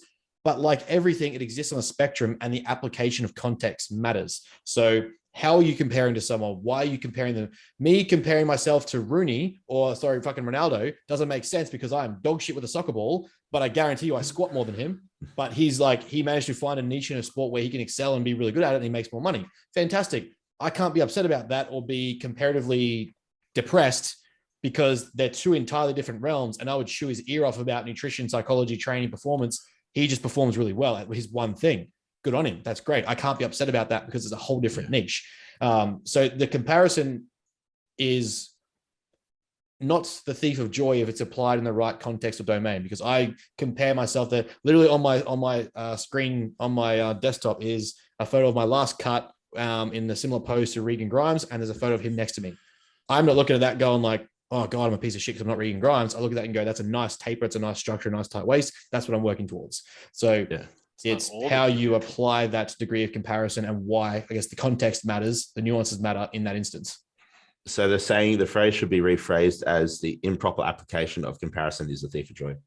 Yeah, for sure. Like if you're going to be someone that's financially comparing yourself and if you have noticed, like if money isn't your primary driver, and you're comparing yourself to someone like Gary Vee, Warren Buffett, all those guys, and you're like, oh, they're rich as hell. They got all this stuff at their fingertips, but you prefer family and you prefer friends, you prefer the white picket fence, and you have that. Well, then why the fuck are you comparing yourself to the guy's money that you don't even want? Like if you got down to your priorities and values, is money even up there? Because most people, we know from the literature, most people, once they tick over a certain amount of finance safety, don't get happier or better from an increased amount of money. So if you're one of those people who just enjoys the enough to survive and pay safety and pay bills, and the rest of the time is family and friends and piss ups and camping and social life, cool. You then can't logically be upset at the person whose own entire life is making money. Unfair comparisons. Yeah. Focus on his strengths, focus on his priorities, and let the rest fall in line. Yeah. How it feels. Yeah. Right. Good question. Good answer. I like it. How much does adding muscle really affect your metabolism? Probably has the most substantial effect out of anything, like aside from meat increasing. Yeah, isn't it only something like 20 calories per? Yeah. Per kilo. It's nowhere near as much as people think it is, but it is. Kilo, per kilo added or something in tissue. Yeah, something like that. From memory, but it's been a while. It's one of those funny things where people overestimate the significance, but underestimate actually getting it. Yeah, it's like, handy to have, cool, like get it, but I wouldn't be gaining muscle to increase my metabolism, if that makes sense. Yeah. What's going to make your metabolism increase more than anything? Like, I mean, not that you 300 micrograms of T4. Yeah, that, or like if you're like 5 foot and you can somehow manage to turn yourself into a 6'5" human, like that's going to increase your energy requirements substantially. But like, that's not really within your control unless you smash growth hormone during puberty. I mean, you could just get fat and heavy. That will increase your metabolism as well. Yeah, it's not ideal, but you'll have a faster metabolism. So you also have metabolic syndrome. Yeah. we don't worry about that stuff. It seems to be this one got everybody on the weekend. For the viewers, muscles pull. Oh, fucking Josh. He just wanted a shout out.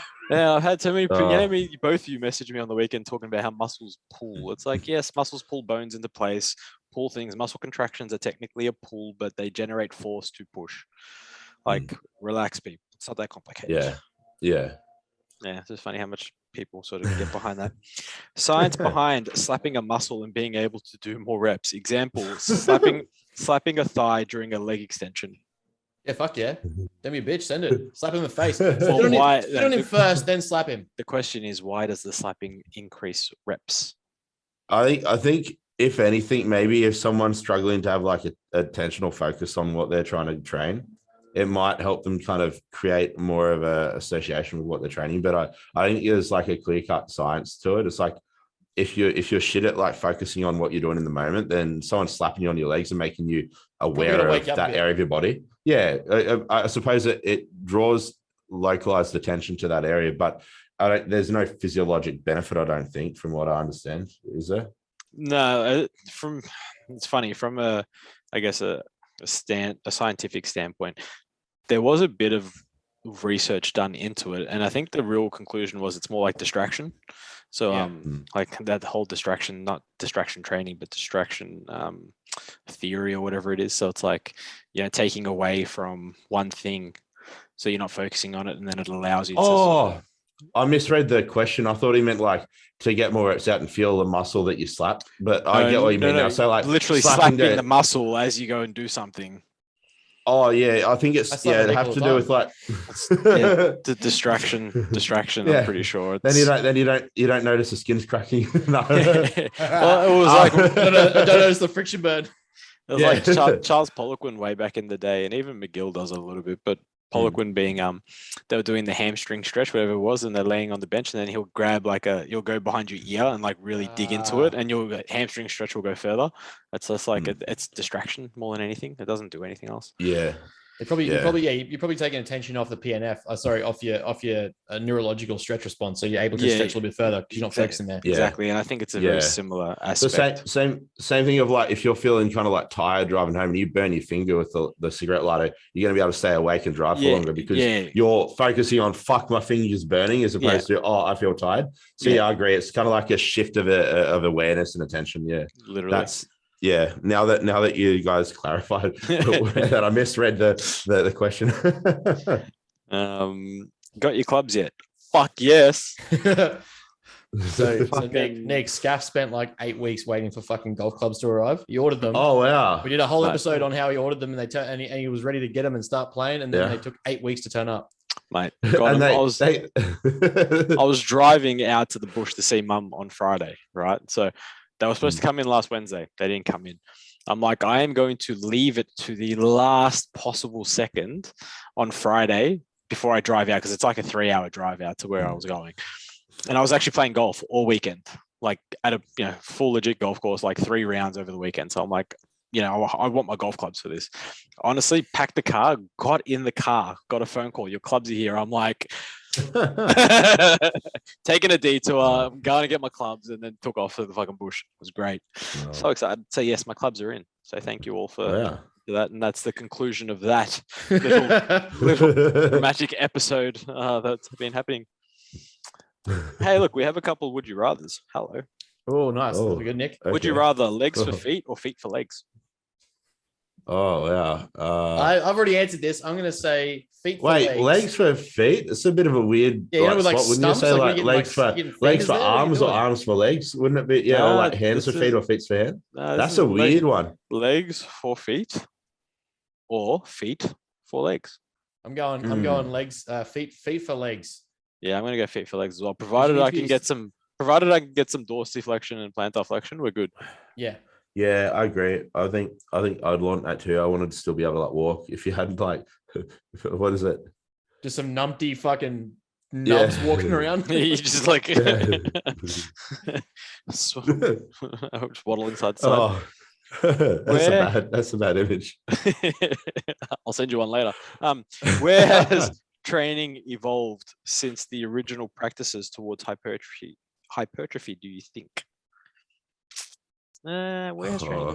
Man, it's funny. I don't think it's really. It's done a full circle, really. Yeah, I was gonna say. I feel like training necessarily hasn't evolved. It's more so understanding what doesn't work has evolved. And really understanding that the basics that have worked forever still work. And there's a reason. I think that's always the thing that we get wrong with science. Hey, like when people start learning a bit more, is like they think we're trying to prove what does work, but the fact is we're getting more clear on what doesn't. Or like most scientific research, all scientific research, when we establish a hypothesis of what we're trying to achieve, is to be trying to prove it wrong. We're trying to prove it wrong, right? Like we're trying to discredit or disprove that theory as best we possibly can to guarantee that it's not wrong. So most of the time when science progresses, it's not that we're establishing something new, it's that we're establishing what isn't.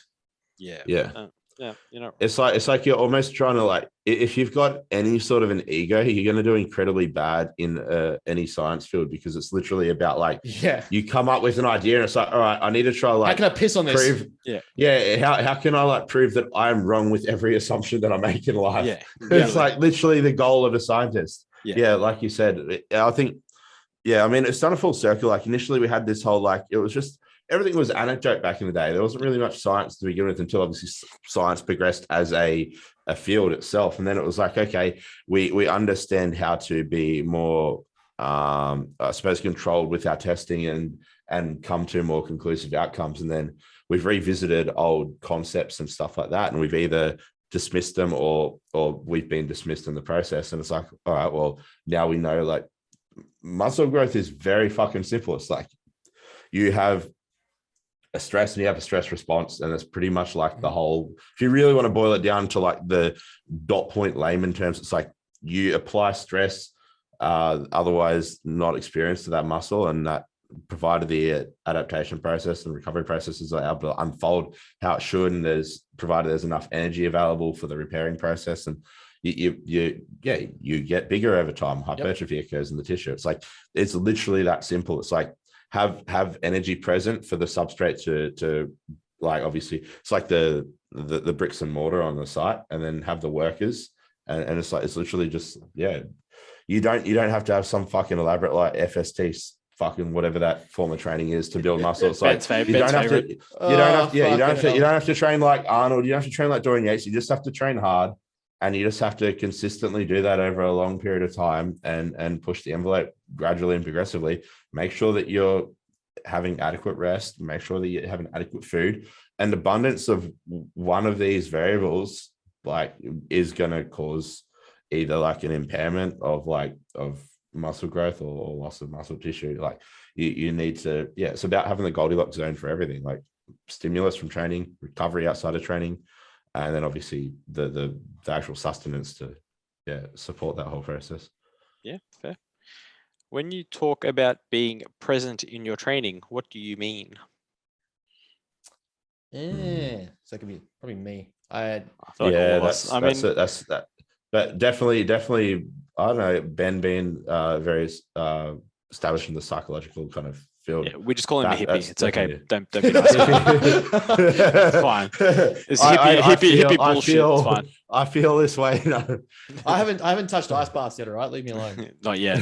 Not yet. You're gonna I haven't got ice any your balls chakras. I on haven't got any crystals. I'm fine. Yeah. Well, No, so when I talk about being present in training, so what we're looking for there is we know, again, attention deficiency and attention restriction.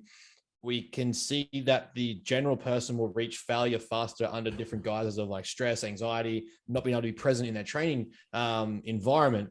And so the idea is to try and make sure that you are able to be present in the training environment that you're in to allow yourself to train. So a lot of the time, if we really dive into it, and you have like the general Greg, who's a dad who finishes his trade and wants to just train 5 times a week, or Karen, who's a mum who's got 3 kids and wants to get home and train. Often training is looked at as a chore or a challenge or a stress or a limitation or something that has to be done, and therefore places a wrongful perspective on what they're trying to achieve, what they're trying to do, and how they go about it. It becomes rushed, it becomes sloppy, it becomes like I just want to get in and get out.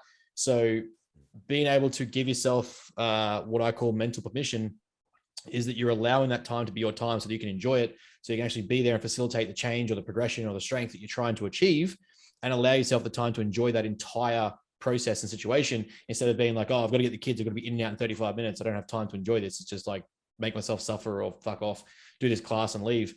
And so we see generally when we have attention on the present and attention on the moment, the training performance generally increases because the perception is present. It's allowing greater training intensity, greater training volume. You're not fatiguing as fast. The mind is where it needs to be. So having clients being present in their training is a big aspect to noticing stimulus response, noticing stress, noticing where you feel it, especially if you're trying to get someone to learn mechanical tension or isolating the muscle to feel what's like that, which muscle is the limiting factor.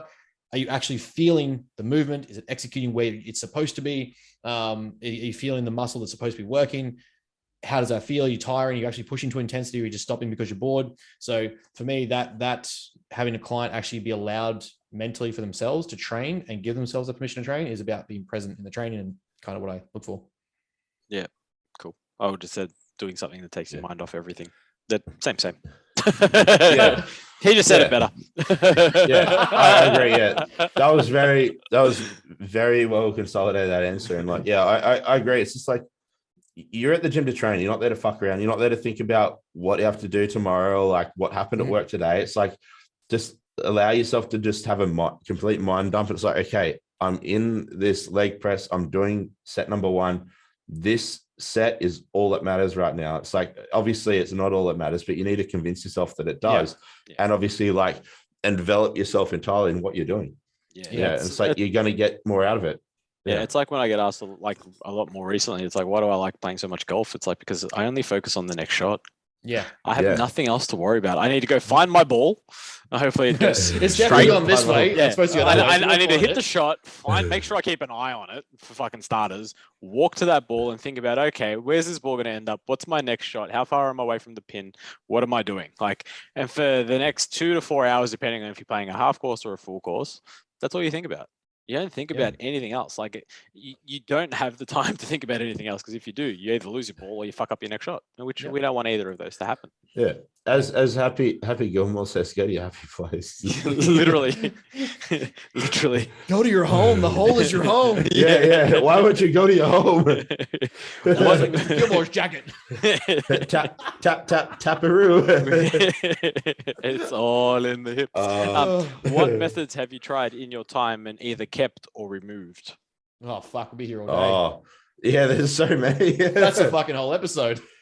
Yeah. I know. Let's just agree to all contribute at least one thing that we've done in the past that we no longer do, and the reason why. Let's do that. That'll be easy to answer. Right. Yeah, nice and easy. And then they get 3 things, so they got to be happy with that answer. Yeah, and if they're not, fuck them. Listen to something else. I mean, I love you guys, but please keep listening. Something that I used to do as a coach. I'm assuming as a coach, right? Things that we used to implement as coaches, or things we used to just do in our own training. What have you done? Our own training. Yeah, it's like okay. I was thinking coaching. Okay, well, that makes it easier.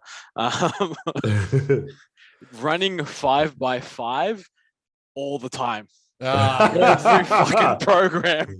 Yes. 5x5, because that was the gold standard of programming. 5x5. Yeah. Any I remember that. Every block for 12 months was 5x5. The bodybuilding forum days where it was like you're either doing starting strength or what was the intermediate one again? Not strongest is fucking shit. Yeah, no, starting strength or I'm trying to remember it. Like it was I don't literally remember the like name. I know exactly which one you're talking about. Bodybuilding misc was always like shit. It was like 3x8 or something. A lot of it. Texas method. Texas method. Texas. Yeah, it's like you're either doing starting strength or Texas method, or you're wasting your time. That was the consensus. 3x8s. Literally 3x8s into 5x5s. That's it. Those were the days. Yeah, I don't do that anymore. What about you, Ben? I'm gonna save mine for last because it's pretty fucking stupid. There's been a lot of things I've dabbled in where I've just looked at it and gone, well, the only way to find out is either read about it. I didn't know how to read research back then, or I just did it. I want to say things like tempo work. I've tried. Did I try? I think I tried. Is it Farah's or Rembod's SST fucking Psychoplasmic 7 training? I tried that. Definitely don't do that anymore. It was just just dumb shit like that, where it's like, instead of just paying more homage to mechanical tension and just controlled rep cadence, I was like, let's try this method. Let's try this one. See what happens. So yeah, I'd say like shit like that. I don't do it anymore. None of my clients do it anymore. Do it either. Yeah, I'd have to say like probably the dumbest thing I've ever done was like having like an ultra high volume approach to training. So it's like I'm just gonna go from like doing my standard training to like doing 100+ working set like weeks for like I'm talking like I was doing like 40-50 sets a session, and I was doing 5 sessions a week. Yeah, that's a lot. Yeah, actually, if we go back to that, I'd say something similar of like just doing like bro splits with like super like unnecessary. I've done that. Doses of it's like I couldn't do a full range of motion squat. I was like a year and a half into lifting it, so I was screwing around with this stupid program I found on the internet where it was like, yeah, Joe Blow was doing like, it was something stupid. Yeah, like 50 working sets a session, 5 sessions a week. That's 250 sets a week. It's like, how good is responding to just 10 sets a week now? Yeah, well, that's the thing. Well, I remember it was like, I went from that and literally like, I went, okay, well, I'm going to just literally do 1 to 2 working sets on everything now. I'm going to do like 3 or 4 exercises a session. I grew like like a fucking weed because it's like the more does not equal better. And I think that's something that people need to take home. More always equals better, bro. Yeah. If you're not doing 3 chest, food, if you're not doing 3 chest exercises followed by 3 tricep exercises, you haven't done a chest workout. Yeah, that's exactly. If you haven't done flat bench followed by decline bench followed by incline bench, throw in the flies. You have to throw in the flies. Don't be silly. Yeah, and then you have to throw in a skull crush. You have to throw in a dumbbell pull over. Yeah, and a rope push down somewhere in there. You know, and if we're feeling well, just to really finish and if off it was to say if we're feeling saucy, we're throwing in dips or close grip bench. Like if you haven't done that, drop sets on everything. Yeah, everything's drop sets to failure. Yeah, and it's at least minimum 6 sets, like on each exercise. Otherwise, it doesn't count. Oh yeah, my body already feels sore listening to that. Good time. Yeah. Oh, it's the worst.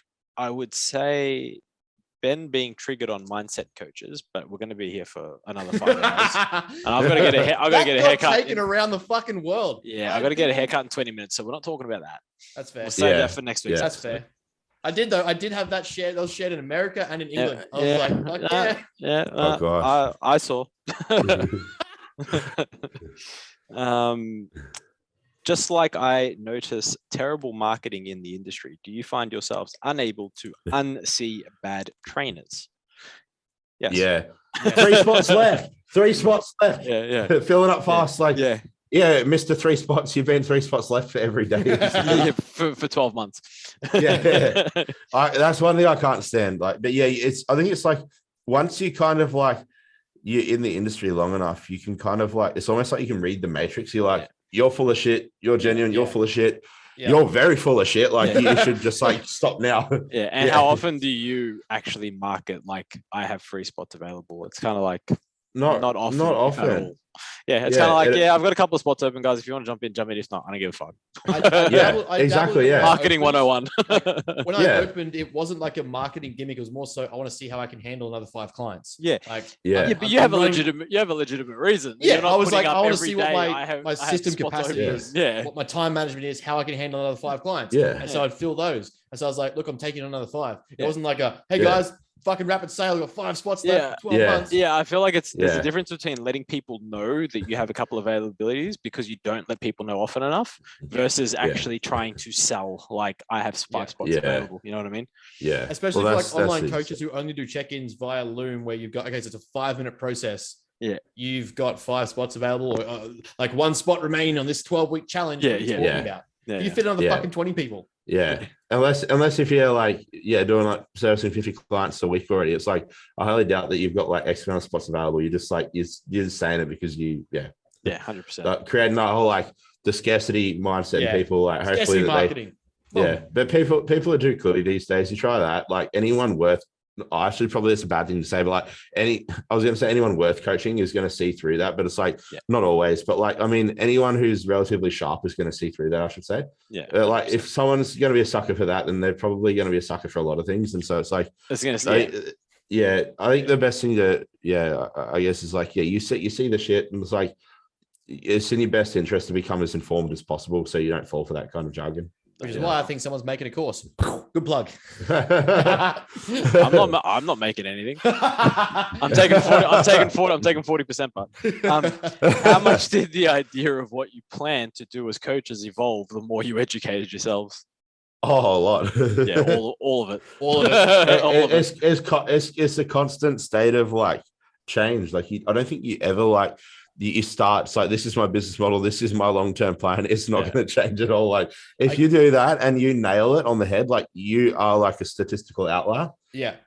I guarantee you ask most coaches like us, most coaches that are even educated coaches that have progressed their knowledge base, I guarantee if you ask them at the start, they were going to work with nothing but elite athletes or elite fucking trainers or elite bodybuilders or powerlifters. Like there was going to be nothing but high intensity athletes. And you're like, really, actually what you get is people that just want to get better. That's pretty much it. 100%. 100%. Yeah, it's like it doesn't matter like how. I mean, yeah, maybe at a certain point, eventually, yeah, you can kind of just do that. But it's like I think for like 90% of most coaches' careers, it's a case of like general population people are going to be your bread and butter of your business. So it's like you better learn how to communicate at that level and work with those people, because otherwise you're screwed. Like, I mean, the only point that you get to that level is where, say, you've like, say, taken like somebody to the Olympia stage or like somebody to like CrossFit Games. And then all of a sudden it opens the floodgates. And then further down the track, you got, say, like a handful of people competing at that level, and then lo and behold, another. But it's like a very progressive process. It's like, yeah, I agree. It's like you enter into the industry thinking, I'm going to be like this, like high ticket, like elite, like clients only. And it's like, yeah, then you like 80% of your clientele base are Jim who wants to lose 10 kilos. Because you realize the other ones do not want to pay. Yeah. Is there certain rest times for exercise? Well, I mean, the evidence is pretty conclusive depending on the type of exercise. So if it's hypertrophy based, 3 minutes to maybe, let's gas bag it to 5, but it's really like 3 to 4-ish, 4.5 is kind of the golden sticking point according to the research. Anything really less, we're not really liking too much, and anything really more, you're probably on the verge of cooling down. That 3-minute mark. Now, because you've used the word exercise, it depends on the exercise, because if you're going to do cardiovascular intensive stuff, obviously the shorter rest periods are going to be a bit more beneficial for that outcome, because I mean, you're trying to achieve a superior cardiovascular system, right? So, but we're all, well, I mean, not we all, you two are jack dudes and I'm just a golf player now. So in terms of hypertrophy, we're going to go, that's what we're going to use. So 3-ish minutes. The only thing for me is too, is that the changes is the duration of your program. Like if you're someone like, is the dramatic difference between 2 minutes and 3 minutes worth the extended period of training time? Like, well, it also depends on that. If you want to go down that route, the intensity of the exercise or the set that you've just done. Because if you go intense, if you go balls to wall, you're going to want more rest period anyway. So like that's also relative. Exactly. Yeah, it's all relative as always. Yeah. Okay. Yeah. General, I agree with you guys though. Like general rule of thumb, like that 3 to 4 minute window, and it's like keeping that, like, I guess in mind, it's like when you feel ready to go again, if it's like 30 seconds before or after that, just go again. How much of the literature when it comes to that stuff is the body will let you know when it's time to do something, like with like rehydration tactics for endurance athletes. Like I just did a quick touch up on that for a friend who wants to do a long distance to in Darwin, wants to do the ultra marathon or something. Most of the long endurance rehydration protocols are let the athlete drink to need and they feel fine. Their rehydration protocols reestablished, they balance back out sodium levels, they rebalance out hydration levels. They drink to need. Same with rest. It's kind of like the body's an amazing machine. It tells me what I need to eat, so I intuitively listen to it. Intuitive resting and that sort of stuff, like provided that you're not like chemically imbalanced in the brain, like is usually the best way to go. It's like, and same thing with like, I mean, eating. It's like if you've been at maintenance for the majority of your life, like intuitive eating is relatively pretty safe, unless if you've got like really messed up hunger signaling or like you've been in a low energy availability state for a long time, like dieting. It's like, intuitive eating has a time and place, just like resting intuitively does. It's like, but sometimes it's good to have those guidelines just for those people that don't know when to stop or when to. And it's not difficult to adhere to the guidelines either. So exactly. Fuck, marry, kill. Spider-Man, Chicken Run, Wallace and Gromit. Fuck. I can't help that was the question. It wasn't my fault. Wait, Spider-Man, Chicken Run, and Wallace and Gromit. Yeah. I'm gonna definitely kill Wallace and Gromit. They're ugly motherfuckers. Yeah, I think we're all gonna think the same lines here. I'm killing Wallace and Gromit. Fuck Chicken Run, because that's a chicken and I don't feel as bad about fucking a chicken as I do about fucking a dude. And marry That's a weird line to establish. We need to have a chat about that one. What? Haven't you guys ever done that before? Like, I needed my chicken to lay some more eggs. No, but like I think because Spider-Man's a sick cunt. I'd marry Spider-Man and have like around the city. Yeah, 100%. Have a platonic marriage with Spider-Man, and then like a non-platonic relationship with a barn animal. Nick, we need to have a chat. That's what my psychiatrist said. Taking notes. When did they go 4 hours? Just two words: carnivore diet. What about it? That's just that's It's perfect. You should only ever do it. Actually, you should only eat liver and bone marrow. the ancestral diet. Now we're going to go Ancestral next. diet. Yeah. That's what We're we're going going to to go do. next level. The nailed it. ancestral diet. Nailed health. No, it's. I think Carnivore diet is there's pretty straightforward. very, It's stupid. yeah. Eat, Yeah. yeah. I mean, Yeah. Nick's going to go with something really scientific. It's stupid. Yeah. Eat fiber. These ones, Nick, the listeners appreciating these ones. They don't need a deep answer here. No, just eat dumb. fiber. Eat your fruit. Eat your vegetables. Have Good a luck little bit of shitting on a meat. fucking carnivore Have diet. some fish. Yeah. Mix it up daily. Enjoy. Yeah. Yeah. Nutrition done. I think the variety is the spice of life when it comes to nutrition. Like too butt extreme stuff. in one way or the other. Yeah. And bus. Yeah, like fuck, man. Carnivore, like these diets, man, so stupid. Thoughts on Hunter's day of drinking? So I'm assuming they mean Hunter Labrada and his liquid diet. Oh, If you watch that, take nothing away from it. Turn that video off. Delete it. Delete your YouTube. Start another one so you never Yeah. have to see it again. Fucking dumb. I think there's some key points that need to be highlighted. Is one, he's a genetic elite phenom. Exactly. Two, that's not what Hunter did to get to where Hunter Nope. is. Like Hunter Exactly. ate solid meals the majority of his career. Yes. It's like when you're at the top and you just need to make small refinements like that, and you got a busy schedule and you have no interest or desire. no, in Nick, have you eating, seen the video? like what? Have you The seen? video? Have you Yeah. seen Hunter's? Yeah, that- blends like Rice Krispies and protein powder and stuff. Yeah. I don't think that was for time optimization. I just think he was he's He's just fucked. lazy. Yeah. Yeah. Yeah. And that's the thing. I mean, I think, it's not really a time thing, but I think it from the stance of like to get that big, like, he didn't do that. It's like, 100%.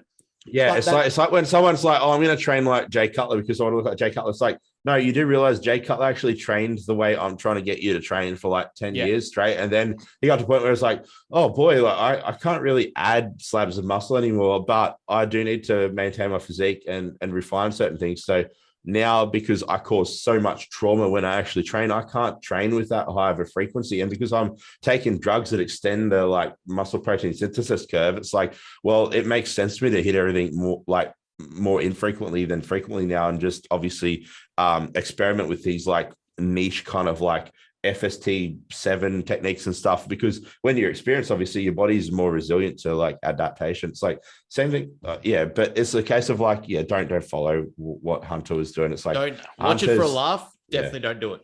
Yeah. yeah. You're going to be on the toilet a lot. Oh yeah. So Or a lot not of his at all. digestive issues would be resolved if he ate some fucking vegetables. Every single person worth a grain of sand said the same thing. You know what solves that fucking digestive problem you've had? Yeah. Eating fiber and vegetables. Yeah, eating veggies. Yeah. Yeah, and it's funny because is it him or his missus, or they both have exercise science degrees? I'm pretty sure. Or no, he's got the Yeah. exercise science and she's Oh, the fuck. nutritionist. No, dietetics or something. Yeah. If you want to see how to eat properly, watch one of Chris Bumstead's videos, or like if you're wanting like an IFBB pro bodybuilder, watch Chris Bumstead or Derek Lunsford. They eat like a normal motherfucker. They get an appropriate amount of protein for their body weight. They don't eat it in excess. They have a good amount of healthy fats, reasonable amount of carbohydrates in their diet. They're not eating excessively beyond their means, and like they're eating in a slight surplus when they want to grow. Like Derek Lunsford, he's like nearly 300 pounds.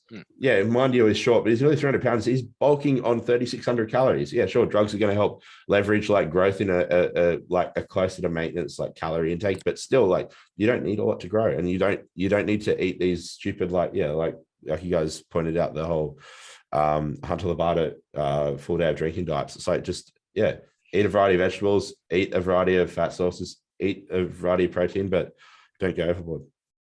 Just don't do Exactly. Hunter. Exactly right. Yeah. Don't be like Hunter. Yeah, that's the take home. Well, that's it for questions. Hmm. There was some good ones in there. Only Yeah. one question. There was a fuck, marry, kill. We keep getting serious questions. Yeah, we get People serious questions. What we're is getting this? becoming more of a serious podcast. It's scaring the shit Yeah, out of the time to talk about anal or something again. me. People must be like valuing what we have to say. We need to like we're going wrong We've somewhere. got to go to dumb it down. Dumb it down. Anyway, before we do get off, because we've been going off for a while now. Anything we need to know from anyone? I've been getting off all episode. No. Yeah, under the table. I Yeah. see you. We've got a camera. I've got a third hand attached to my side. And it's just like Yeah, we've got it on camera. It's fine. It's at work. Nick's OnlyFans coming soon. No. Anything Oh. we need to know coming out, lads, before we get going? No, just same as usual. Working away, plugging these courses, and we just finished my first group coach live session last night, so that was good. Nice. So we're gonna be doing those once a month or twice a month, depending on availability of people. Trying to give everyone the chance to turn up and just cover a few different topics every month to just remove myths and explain some more things, learn a bit more science, psychology, whatever I'm educated in. Nothing. So yeah, it should be. That was fun. That was good. It's a good value add that I think that we'll market to people, just to even if you just enjoy training, you still get to learn stuff along the way. Yeah, that's awesome. Nick, got anything? Same old. Returning to full-time study this coming semester. Moving to South Brisbane with the partner soon. Nice. Yeah, so pretty busy, and then just about to start the off season. So same. Yeah, totally fair. You going to come to Top Golf? You coming? What is this? You coming to Top Golf. Sorry, I thought you said you coming to top the. I don't even know what was said then. Oh yeah, Top Golf. I'm coming. Yes. Yeah, I'm coming. I'm really close. At this point I should be. Yeah, I don't see why not. Yeah. That's a very, very long time to say yes. Got it. But we got there. We got there in the end. We got there. My general consensus is something. Yeah. Yeah. Yeah. Well, I think we're doing Sushi Train and then Top Golf. So you should definitely Refeed day, baby. Yeah. Yeah, refeed. skip load. Just insulin before and post. Yeah. Pre Top Golf, post Top Golf. Tony. What's Tony Huge's like? What's that blast he does? What Tony Huge's it's like a short but like stupidly aggressive cycle, like you've growth a day like that. Yeah. I've seen it. Matt, I can't remember. Didn't you put a dude in hospital over it or something? Anyway, something like that. Yeah. Yeah. I'm gonna do T&E.